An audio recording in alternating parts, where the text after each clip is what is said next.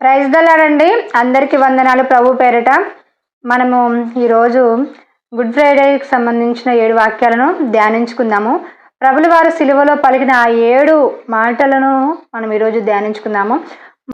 మొదటి మాటగా లూకాసు సువార్త 23వ అధ్యాయము 34వ వచనం.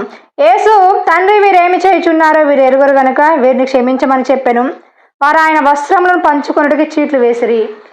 ప్రభువు సిలువలో తనని సిలువ వేస్తున్నప్పుడు తన చేతులపై మేకులు, అరిచేతిలో మేకులు కొట్టిన, పక్కలో బల్లపు పోటులు పొడిచిన, ముళ్ళ కిరీటము తలపైన ఉంచిన, అంతగా హింసించిన మరి దేవుడిని, ప్రభుల వారిని గెత్సెమనే తోట నుంచి గొల్గొతా కొండ వరకు సిలువ వేసి మరి నడివీధిలో నడిపించిన అందరూ, మరి ప్రభులో ఏ దోషము లేదు, మరి ఏ దోషము లేకపోయినా కూడా ప్రజలందరూ, ప్రభులో ఏ దోషము లేకపోయినా ప్రజలందరూ యేసును సిలువ వేయమని చెప్పడం జరిగింది. ఆ సమయంలో ఎవ్వరూ తోడులేరు. తన యొక్క శిష్యులు కూడా ఆ శ్రమకు భయపడి ప్రభువు ఎవరో తెలియదని చెప్పడం జరిగింది. ప్రియా దేవుని జనాంగమా, అలాంటి వ్యక్తులు మరి ప్రభు దేని కోసం వచ్చారు?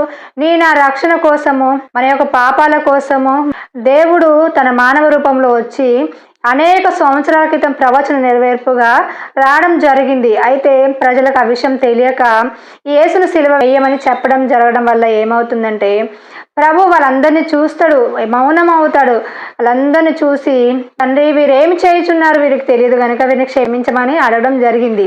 అంటే ప్రియా దేవుని జనాంగమా, ప్రభుకి మరి వాళ్ళు ఏమి తెలియక చేస్తున్నారు, వాళ్ళకి ప్రవచన నెరవేర్పు అని, మరి దైవ సంకల్పము, దేవుడు ఏ పని కోసం ఏ ఉద్దేశంకు వచ్చాడో తెలియక వాళ్ళు అలా చేయడాన్ని బట్టి క్షమాపణ అడుగుతాడు దేవుడు.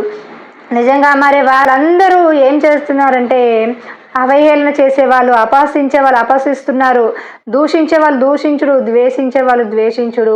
ఆయనలో ఏ మచ్చ లేదు, ఏ పాపము లేదు. మరి నాలో పాపం ఉందని ఎవరైనా మీరు స్థాపించగలరా అని దేవుడు మరి చెప్పడం జరిగింది. కానీ ఆయనలో ఏ పాపము లేకపోయినా అన్యాయంగా సిలువ వేస్తున్నారు. ఆ ప్రజలందరూ ఏం చేస్తున్నారు వాళ్ళకి తెలియట్లేదు. దేవుడు అదే విషయాన్ని గమనించుకొని వారిని క్షమించడం జరిగింది. మరి ప్రియ దేవుని జనాంగమా, దేవుడిని తెలుసుకున్న నీవు, దేవుడు సిలువ మోస్తూ ఉన్నా నీవు, మరి నీ జీవితంలో కూడా ఎంతో మంది వాళ్ళు ఏం చేస్తున్నారో వాళ్ళకి తెలియదు. నేను హేళన చేయొచ్చు, మరి అపహసించవచ్చు. వాళ్ళు నువ్వు ఎందుకు దేవుని నమ్ముకున్నావు, ఈ రక్షణ మార్గము, ఈ సత్య మార్గం వాళ్ళకి తెలియక వాళ్ళు ఏం చేస్తారు, నేను హేళన చేస్తారు, అపహసిస్తారు, ద్వేషిస్తారు, దూషిస్తారు. మరి ప్రభువుకే తప్పలేదు.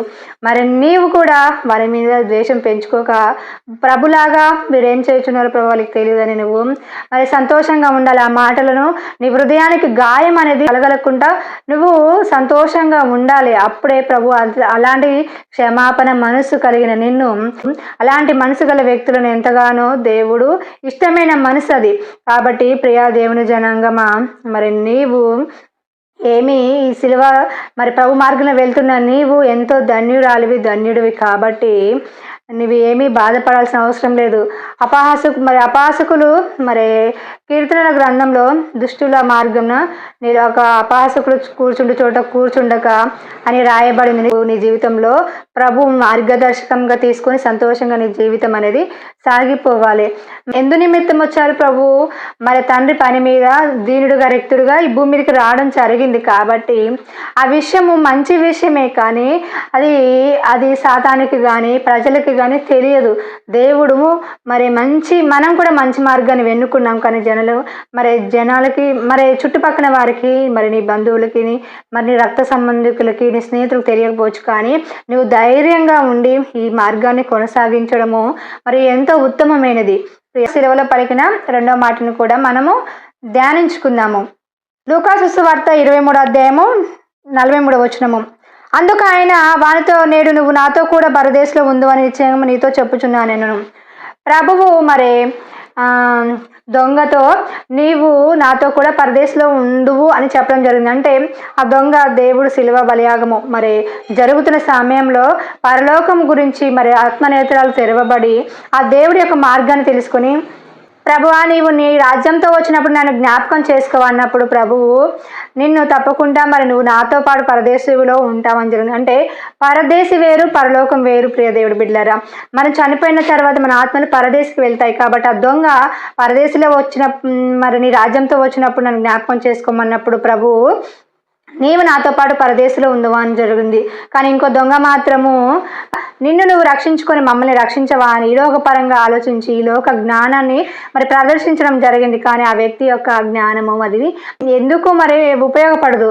ఈ అంత్య దినాల్లో మరి మన జీవిత ప్రయాణంలో నేడో రేపు ఎప్పుడు మరి ఏం జరుగుతుందో తెలియని పరిస్థితుల్లో ఉన్నాం. కాబట్టి ప్రియ దేవుని జనాంగమా, మీరు దొంగలాగా పరదేశంలో ప్రభా నీ రాజ్యంతో వచ్చినప్పుడు నన్ను జ్ఞాపకం చేసుకో అన్న వ్యక్తి ఎలాగైతే పరలోకాన్ని గురించి దేవుడి యొక్క రక్షణ మార్గం తెలుసుకొని సిద్ధపడ్డాడో నేను కూడా అలాగే సిద్ధపడి ఉండాలి. ఎందుకంటే ప్రభువా మన జీవితంలో మరొక రోజు ఉందో లేదో, కాబట్టి నేడే రక్షణ దినము, మరి నేడే అనుకూల సమయం. కాబట్టి రక్షణ తీసుకోవడానికి మనము ఆలస్యం చేయకూడదు. ప్రభు మార్గం తెలుసుకున్నప్పుడు వెంటనే ఆ పరదేశంలోకి అడుగు పెట్టడానికి మనము ముందడుగు వేయాలి. అప్పుడు దేవుడు మన జీవితంలో మనకి అదొక గొప్ప బాధ్యత, ధన్యత. ప్రియ దేవుడు బిడ్డలారా, ఆయన నేడు రేపు మరి మనుషులకు భయపడి, రక్త సంబంధికులకు భయపడి, అందరికీ భయపడి రక్షణ తీసుకోకపోతే ఈ గొప్ప రక్షణను మనం కోల్పోతాము. ఎందుకంటే మన జీవితంలో ఎప్పుడు ఎంతకాలము మన జీవితం కొనసాగుతుందో తెలియదు. ఆపత్కాల పరిస్థితుల్లో ఉన్నాం. కాబట్టి మరి నీవు ఈ వాక్యం చూస్తున్న నీవు ఆ దొంగ ఎలాగైతే మరి రక్షణను పొందుకున్నాడో మరొక అవకాశం లేదు ఆ దొంగకి, అతనికి తెలుసు. కానీ మనకైతే ఈ రోజుల్లో మరొక రోజు ఉందో లేదో తెలియదు. కాబట్టి మనము ఈ రక్షణను ఆలస్యం చేయకుండా తీసుకొని మరి పరదేశంలో అడుగు పెట్టేలాగా దేవుడు రాకడ సమయంలో మనము ఆ రాజ్యంలో ఉండేలాగా మనం ఏం చేయాలంటే మనము జ్ఞానం కలిగి ఉండాలి. మరి జ్ఞానం లేకుండా ఈ లోకపరంగా ఆలోచించే దొంగలాగా ఈ లోకపరంగా ఆలోచిస్తే అవి దేనికి ఉపయోగం లేవు. ప్రియ దేవుడి బిడ్డలారా, మరి రక్షణ అనేది ఎప్పుడు కోల్పోకుండా ఆ రక్షణను కొనసాగించే వారిగా కూడా ఉండాలి. దేవుడు మరి ఈ లోకానికి ఎందుకు వచ్చారు? మరి సిలువలో ఆ యేసయ్య బలియాగం అవుతున్న సమయంలో కూడా ఒక వ్యక్తికి రక్షణను మార్గాన్ని బోధించారు. అతని యొక్క సాక్ష్యం ద్వారా దేవుడు ఆ యొక్క ఓర్పును చూసి, ఆ క్షమాగుణాన్ని చూసి ఆ దొంగ మారాడు. అలాగే దేవుని నమ్ముకున్న నీవు నీ సహనాన్ని, నీ ఓర్పును, నీవు క్షమాగుణాన్ని, నీలో కూడా యేసయ్య గుణగణాలు ఉంటే నిన్ను చూసి కూడా అనేక వ్యక్తులు మారుతారు. నువ్వు చెప్పకపోయినా నీ జీవితాన్ని పరిశీలించి నీ సాక్ష్యాన్ని చూసి అనేకులు దేవుళ్ళకు వస్తారు. కాబట్టి నీవు అనేకులను ప్రభు తట్టు తిప్పే బిడ్డగా మనము ఈ లోకంలో ప్రభు ఆశలను, ప్రభు యొక్క మార్గాన్ని మనము తెలియపరిచే బిడ్డలుగా ఉండడం ఎంతైనా అవసరమే ఉంది. సిలువలో పలికిన 3వ మాటను ధ్యానించుకుందాము. యోహాను సువార్త 19వ అధ్యాయము 26-27. యేసు తన తల్లియు తను ప్రేమించిన శిష్యుడును తన దగ్గర నిలుచుట చూచి, అమ్మ ఇదిగో నీ కుమారుడని తన తల్లితో చెప్పెను. తర్వాత శిష్యుని చూచి, ఇదిగో నీ తల్లి అని చెప్పెను. మరి యేసయ్య సిలువలో మరి ఉన్న సమయంలో తల్లి మరియా మరి తన యోహాను శిష్యుని ఇద్దరు కలిసి అక్కడ నిల్చున్నప్పుడు దేవుడు, అమ్మ ఇదిగో నీ కుమారుడు, మరి శిష్యుడికి ఇదిగో నీ తల్లిని అప్పచెప్పడం జరిగింది. అంటే ప్రభు ఈ లోకపరంగా కూడా తన యొక్క తల్లి యొక్క వృద్ధాప్య స్థితిలో మరి విడనాడకుండా తన తల్లి యొక్క బాధ్యతలను శిష్యులకు అప్పచెప్పడం జరిగింది. మనం కూడా మనకి ఈ లోకపరంగా కొన్ని బాధ్యతలు దేవుడు ఇస్తాడు. ఆ బాధ్యతలు అనేవి మనము సక్రమంగా నిర్వర్తించాలి. మరి తల్లిదండ్రులను చూసుకోవడం విషయంలో కూడా మనకి ప్రభు ఒక మార్గదర్శకంగా చూపించడం జరిగింది.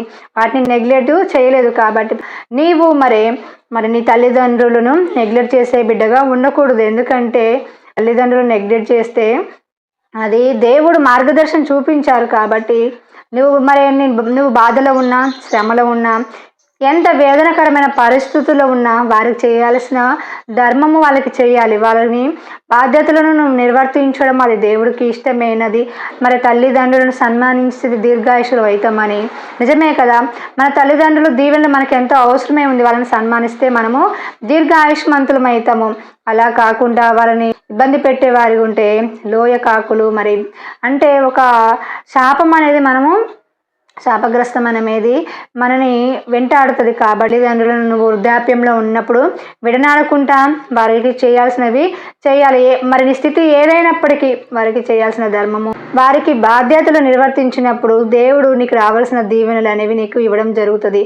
దేవుడు ఈలోగా తన యొక్క బాధ్యతలను నిర్వర్తించడం అనేది జరిగింది. శిలువలో పలికిన 4వ మాటను మనం ధ్యానించుకుందాము. మత్తయి సువార్త 27వ అధ్యాయము 46వ వచనం. ఇంచుమించు 3 గంటలప్పుడు యేసు ఏలీ ఏలీ లామా సబక్తని బిగ్గరగా కేక వేసెను. ఆ మాటకు నా దేవా నన్ను ఎందుకు చేయి విడిచితివని అర్థము. మరి 3 గంటల సమయం ఉంది, ఇంచుమించు దాదాపు 3 గంటల సమయం అప్పుడు నా దేవా నన్ను ఎందుకు చేయి విడిచితివని చెప్పడం జరుగుతుంది. అంటే ప్రియ దేవుడి బిడ్డలారా, మన యొక్క పాప భారము, లోక పాపములు మోసుకొని పోవచ్చిన దేవుని గొర్రె పిల్ల అని చెప్పడం జరిగింది. 4వ వాక్యము వచ్చే వరకు 3 గంటల వరకు, ఇంచుమించు 3 గంటల సమయంలో దేవుడు తన చెయ్యి విడిచిపెట్టడం జరిగింది. ఆ సమయంలో ప్రభువు తట్టుకోలేకపోయారు. చేతుల్లో అరిచేతుల్లో మేకులు కొట్టిన, సిలువ మరి మోపించిన, మరి ముళ్ళ కిరీటము చిరుకను త్రాగనిచ్చిన, అన్ని చేసినా కూడా భరించారు ప్రభు. కానీ దేవుడు చెయ్యి విడిచిపెట్టినప్పుడు ఆ బాధను తట్టుకోలేకపోవడం జరిగింది. నా దేవా నన్ను ఎందుకు చెయ్యి విడిచితివని దేవుడు దుఃఖపడడం జరిగింది. కాబట్టి వాక్యం చూస్తున్న నీవు మరి దేవుడు చెయ్యి విడిచిపెట్టే పరిస్థితులకు మన జీవితాలు వెళ్ళకూడదు. మన దేవుడు ఎప్పుడు చెయ్యి విడిచిపెట్టాడు. మనం ఏ స్థితిలో ఉన్నాం, ఆయన చెయ్యి అనేది మన చేతిని విడిచిపెట్టడు. కానీ పాపము ఎప్పుడైతే మరి మన జీవితంలోకి ప్రవేశిస్తుందో అప్పుడు దేవుడు తప్పకుండా చెయ్యి విడిచిపెడతాడు. మనం అదొక్క విషయంలో జాగ్రత్తగా చూసుకుంటే దేవుడు ఎప్పుడు మన చెయ్యి విడిచిపెట్టడు. దేవుడు చెయ్యి విడిచిపెడితే మరి ప్రభువే తట్టుకోలేకపోయారు. నీవు నేను ఏ పాటి వారము, మానవ శరీరం ధరించుకున్న మనం ఏ పాటి వారము, మనము అలాంటి పరిస్థితుల్లోకి వెళ్ళకుండా, దేవుడు చెయ్యి విడిచిపెట్టే పరిస్థితుల్లోకి వెళ్ళకుండా మన జీవితాలను మనము అనుదినము కాపాడుకునే వారిగా ఉండాలి. అలా కాపాడుకున్నప్పుడు ఏమవుతుందంటే ఆయన చెయ్యి మనం ఉన్నప్పుడు ఎంతటి శ్రమ అయినా, ఎంతటి హింస అయినా, ఎంతటి సిలువైనా కూడా మనం భరిస్తాము. కానీ దేవుడు చెయ్యి విడిచిపెడితే ఆ బాధను తట్టుకోవడము, ఆ శ్రమను తట్టుకోవడం మానవ రూపమైన మనకు సాధ్యం కాదు. అలాంటి పరిస్థితులకు మనం వెళ్ళకుండా ఎప్పుడు నిత్యము ప్రార్థించుకుంటూ మరి దేవుడికి అంటు కట్టబడుతూ మరి దేవుడిలో నిత్యము మనం ప్రార్థించుకుంటూ ఉండడం మన జీవితాలకు, మన ఆత్మీయ జీవితాలకు ఎంతైనా అవసరమై ఉంది. దేవుడు చెయ్యి విడిచిపెట్టినప్పుడు ప్రభు పడిన బాధ మరి అది చాలా భయంకరమైనది. చాలా బాధను అనుభవించారు ప్రభు. కాబట్టి మరి దేవుడు శాశ్వతంగా మన చెయ్యి విడిచిపెడితే అది ఇంకా భయంకరమైన బాధ. కాబట్టి మనం ఆయన కృప కోసం వేడుకుంటూ నిత్యము మరి ఆయన సన్నిధిలో ఆయన పాదాల యొద్ద గడపడం ఎంతైనా మనకి ధన్యకరమైనదని యేసయ్య సిలువలో పలికిన 5వ వాక్యము. యోహాను సువార్త 19వ అధ్యాయము 28వ వచనం. తిరిగి లేఖనంలో నెరవేరునట్లు నేను దప్పిగొనుచున్నానెను. సిలువలో 5వ మాటగా ప్రభు నేను దప్పిగొనుచున్నాను అని చెప్పడం జరుగుతుంది. అంటే ఎప్పుడైతే దేవుడు తన చెయ్యి విడిచిపెడతాడో తర్వాత ప్రభువారు దప్పికొనడం జరిగింది. అంటే ఇది లేఖనంలో నెరవేర్పు నిమిత్తం అలా జరగడం జరిగింది. కాబట్టి అప్పుడు చేదు చిరుకను వాళ్ళు ఇవ్వడం చూశారు. దేవుడు మాత్రము దప్పికను కూడా మన కోసం సహించాడు. తన శరీరంలో వచ్చే జీవజల ఊట అయిన ఆ దేవుడికే మరి దప్పిక అనేది ఈ లోకపరమైన దప్పికే కాకుండా మరి ఆత్మలను మరి దేవుడి యొక్క రాజ్యాన్ని కట్టాలనే దప్పిక, నశించే వారి కోరుకు దప్పిక, మరి రక్షించాలని నశించిపోవచ్చున్న వాళ్ళు, మరి పాపంలో కొట్టుకొని పోవచ్చున్న వాళ్ళు, ఆత్మనేత్రాలు ముయ్యబడిన వాళ్ళు, వారిని రక్షించాలని దప్పికతో ప్రభు ఎంతగానో అన్నారు. అంటే ఆత్మీయ దప్పిక, పరలోకపు తండ్రి యొక్క చిత్తానుసారమైన దప్పికతో ప్రభు ఉండడం జరిగింది. నీవు నేను కూడా మనము ఇలాంటి దప్పిక కలిగి ఉండాలి. ప్రభు యొక్క ఆశలు తీర్చే వారిగా ఉండాలి. అలాంటి దప్పికతో మనం ఉన్నప్పుడు అనేకులను అగ్నిలో నుంచి లాగినట్టు మనం లాగి బిడ్డలుగా ఉన్నప్పుడు ప్రభు మనల్ని చూసి ఎంతో సంతోషించడం జరుగుతుంది. మీరు కూడా ప్రభు యొక్క హృదయాన్ని తెలుసుకొని ఆయన శిలువ బలియాగము మరి ఎందు నిమిత్తము మరి అంత ఘోరమైన శిలువను మరి ఉన్నారో మన ఆత్మ నేత్రాల ద్వారా మనము తెలుసుకోగలము. కాబట్టి పిల్లలమైన మనము దేవుడు హృదయాన్ని సంతోషపెట్టే బిడ్డలుగా ఉండాలి. దేవుడు శిలువలో పలికిన 6వ వాక్యము 19వ అధ్యాయము. యేసు ఆ చిరుక పుచ్చుకొని సమాప్తమైనదని చెప్పి తల వంచి ఆత్మను అప్పగించును. అంటే ప్రభుల వారు సమాప్తమైనదని మరి చెప్పడం జరిగింది. దేవుడు ఎప్పుడైతే చెయ్యి విడిచిపెట్టాడో ఆ సమయంలో వేదన పొంది ఆ తర్వాతకి ఆ దప్పికను పొంది మరి తర్వాతకి దేవుడు సమాప్తమైనదని చెప్పడం జరిగింది. అంటే తన యొక్క ప్రాణంను విడిచే సమయంలో మరి సమాప్తమైనదని మరి సృష్టిని కూడా 7 రోజులు సృజించడం జరిగింది. మరి 6 రోజులు పనంతా చేసి 7 రోజులు విశ్రమించడం జరిగింది. సృష్టి క్రమంలో భూమిని ఆకాశమును మానవులను చేసిన ఆ సృష్టి క్రమంలో దేవుడు సమాప్తం అనే పదము వాడడం జరిగింది. అలాగే అందరూని దేవుడు ఆ ఓడలో రమ్మన్నప్పుడు ఎవరు రాకపోతే నోహావు మరి తన యొక్క కుటుంబం మాత్రమే ఆ ఓడలో చేర్చబడింది. 40 రోజులు వర్షం కొట్టబడింది. మరి ఇప్పుడు కూడా దేవుడు అందరినీ పిలుస్తున్నాడు రమ్మని ఓడలో, తన యొక్క ఓడలకు రమ్మని. కానీ కొంతమంది మాత్రమే ఆ ఓడలకు వస్తున్నారు. మరి ఇదంతా ఆ రోజుల్లో నోహావుని మరి ఏలన చేశారు, అపహసించారు. ఎందుకంటే ఆ ఓడ తయారు చేస్తున్నప్పుడు మరి అనేకులు మరి రాలేదు ఆ విషయంలో. తన కుటుంబం మాత్రమే రక్షణ పొందుకొని ఉంది. మరి అలాగే నోహావు దినంలో జరుగుతున్నట్లు ఇప్పుడు కూడా జరుగుతుంది కదా దేవుడి బిడ్డలారా. మనము మన కుటుంబము మన యొక్క కుటుంబము ఆ రక్షణ ఓడలో ఉన్నప్పుడు మరి 40 రోజులు వర్షం వచ్చినప్పుడు గాలి వచ్చినప్పుడు అందరూ ఆ గాలిలో కొట్టుకొని పోయారు. కానీ ఎలాగైతే నోహావు కుటుంబం రక్షించబడ్డదో అలాగే మన కుటుంబాలు రక్షించబడే విధంగా మనము ఆ ఓడలో నిత్యము ఉండాలి. సమాప్తము అనేది పదము మరి సృష్టికి పనిచేసి సృష్టి సూచించినప్పుడు సమాప్తం ఎలా జరిగిందో అలాగే మరి దేవుడు రాకడ సమయంలో సమాప్తం అనేది జరుగుతుంది. కాబట్టి అలా సమాప్తమైనప్పుడు మనం ఆయన రక్షణ ఓడలో ఉన్నప్పుడు మనకి ఎలాంటి కీడు అనేది జరగదు. ఎందుకంటే రక్షణ ఓడలో లేనప్పుడు మనం ఏమవుతున్నామంటే మరి లోకంలో కొట్టుకొని పోతాము. కాబట్టి ప్రియ దేవుడు మీరు ఆలోచించండి, దేవుని తెలుసుకొని భయపడకండి. ఇంటి వారికి, రక్త సంబంధికులు, చుట్టుపక్కల వారికి ఎవరికి భయపడకండి.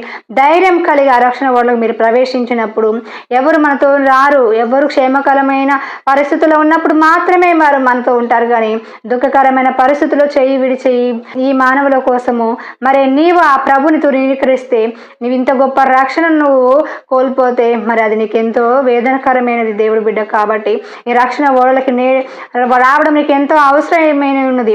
మరి ధైర్యం తెచ్చుకొని నీవు ప్రభు విషయంలో నువ్వు ముందడుగు వేయడం నీకు ఎంతో అవసరమై ఉంది ప్రియ దేవుడి బిడ్డ. ఈ లోకము సమాప్తం అనేది ఉంటుంది, ఆది ఉన్నప్పుడు అంతము కూడా ఉంటుంది. కాబట్టి ఆ రక్షణ ఓడలో మనము తప్పకుండా ఉండాలి. దేవుడు తన పనిని మరి పూర్తి చేసి తన యొక్క పనిని పూర్తిగా చేసి సమాప్తం చేయడం జరిగింది. సిలువలో పలికిన 7వ మాట, చివరి మాట 23వ అధ్యాయము లూకాసు సువార్త 46వ వచనం. అప్పుడు యేసు గొప్ప శబ్దంతో కేక వేసి, తండ్రి నీ చేతికి నా ఆత్మను అప్పగించుకొనుచున్నానెను. అప్పుడు ఆయన ఇలాగో చెప్పి ప్రాణము విడిచెను. మరి చివరి మాటగా దేవుడు తండ్రి నీ చేతికి నా ఆత్మను అప్పజెప్పుకుంటున్నానని గొప్ప శబ్దంతో కేక వేసి తన యొక్క ఆత్మను తండ్రి చేతికి అప్పగించడం జరిగింది. మరి ఇక్కడ రమారమి అంటే దాదాపు మరి ఇంచుమించు 3 గంటల సమయంలో చీకటి కమ్మడము, సూర్యుడు కనపడకపోవడము జరిగిందంటే ఆ సమయంలో ప్రాణము పోయే ఆ స్థితిలో దేవుడు నా ఆత్మను నీ చేతికి అప్పగించుకున్న ప్రభాను మనం కూడా మన ఈ ఆత్మీయ యాత్రలో మన జీవితము కొనసాగే యాత్రలో చివరికి మన ఆత్మ దేవుడి చేతికి అప్పగించేంత వరకు మన పోరాటం అనేది, ఆత్మీయ పోరాటం అనేది జ్ఞానం కలిగి ఉండాలి ప్రియ దేవుడి బిడ్డలారా. అంతే దేవుడు మరి నా ప్రాణమును పెట్టుటకు మరి నా తండ్రికి నాకు అధికారం ఉంది, మరి దాన్ని తీసుకోవడానికి దానికి నాకు అధికారం ఉంది అన్నారు.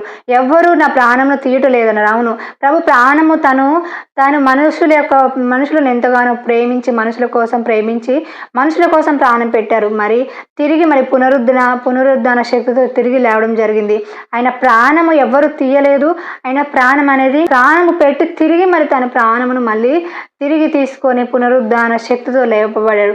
మరి అలాంటి పునరుద్ధాన శక్తితో మరి లేచిన ఆ ప్రభుని మనం కూడా నమ్ముకొని మరి ఆయన మార్గంలో నడిచినప్పుడు అదే పునరుద్ధాన బలము మనము కూడా పొందుకుంటాము. అలా ప్రభు ఎలాగైతే పునరుద్ధాన శక్తితో లేచాడో అంత్య దినాల్లో మనం కూడా ఆ పునరుద్ధాన శక్తితో దేవుడు మనల్ని కూడా లేపడం జరుగుతుంది. కాబట్టి ఈ నిత్యము మరి మన ఆత్మలకు మరి నిత్య మరణం అనేది ఉండదు, మనుషులకు మాత్రమే. కాబట్టి ఈ ఆత్మ మరి దేవుడు తయారు పెట్టిన దీపము దేవుడి యొద్దకు వెళ్ళాలి. కాబట్టి ప్రియ దేవుడి బిడ్డలారా, జ్ఞానము కలిగి మీరు దేవుని యందు భక్తి చేసి పునరుద్ధాన శక్తి కలిగిన నజరేయుడైన యేసును మీరు మరి నమ్మిక ఉంచినట్లయితే ఆయన మాత్రమే మిమ్మల్ని నిత్య జీవనకు చేర్చే దేవుడై ఉన్నాడు. దేవుడి శిలువలో పలికిన 7 మాటల ద్వారా మనము ఈ ప్రపంచము మరి చనిపోయే చివరి స్థితిలో దేవుడు ఈ చివరి మాటలు పలకడం జరిగింది. మరి ఆయన చివరిగా ఎవరైనా మరి చనిపోయే స్థితిలో ఉన్నప్పుడు పలికిన మాటలు ఎంతో అమూల్యమైనవి. ప్రియ దేవుడి బిడ్డలారా, దేవుడు మరి తన 3.5 సంవత్సరంలో పలికిన మాటల కన్నా సిలువలో పలికిన ఈ 7 మాటలు ఎంతో ప్రాముఖ్యాన్ని, ప్రపంచ దేశాలు మొత్తము ఎంతో ప్రాముఖ్యాన్ని సంతరించుకున్నాయి. అందులో ఎంతో అర్థం ఉంది. క్షమించమన్నారు, రక్షణ మార్గం చూపించారు. మరి దేవుడు శ్రమ గుండా వెళ్ళారు. ప్రియ దేవుడి బిడ్డలారా, ఆయనకు అన్ని శ్రమలు తెలుసు. నీ బాధ తెలుసు, నీ కన్నీరు తెలుసు, నీ వేదన తెలుసు. ఎందుకంటే ఆయన వేదన గుండా వెళ్ళిన దేవుడు కాబట్టి. మరి మనుషులకైతే మన శ్రమలు, మన బాధలు అర్థం కావు, కానీ దేవుడికి తెలుసు. అన్ని శ్రమల గుండా వెళ్ళారు. అంతేకాకుండా దేవుని చిత్తాన్ని నెరవేర్చారు. మన కోసం ప్రాణం పెట్టి తిరిగి లేచి మనను మరి తన పునరుద్ధరణ శక్తితో నింపుతున్నాడు. కాబట్టి ఈ గొప్ప రక్షణ మార్గంలో మరి మన ఆత్మీయ జీవితాలు కట్టుకోవాలని, ఈ వాక్యం మీ వినికిల్లో దీవించబడాలని నేను యేసు నామంలో కోరుకుంటున్నాను. ఆమేన్.